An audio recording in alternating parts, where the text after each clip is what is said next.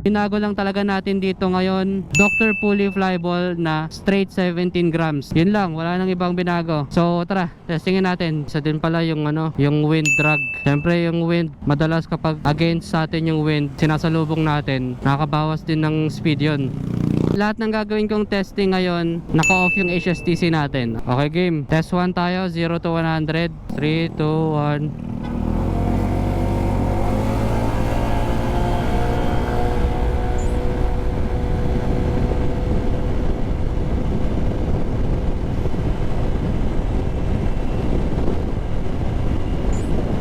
Na 100 na.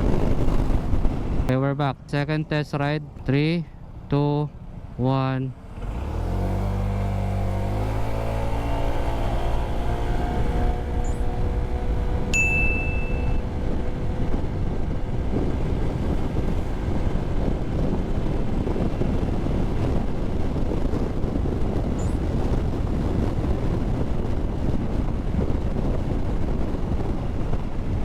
Zero to 100 ulit, pero yung pabalik.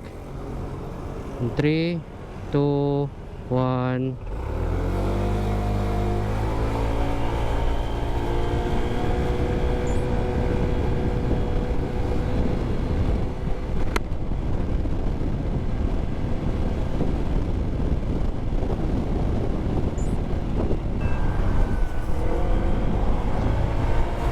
Sa fuel consumption, 37.1.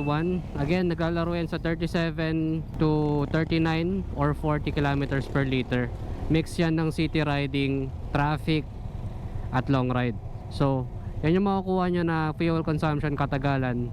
At depende na rin yan sa throttle habit nyo. Kung gaspol kayo talaga, lalakas talaga tayo sa consumption. So, all in all, Dr. Puli Flyball is recommended for daily use.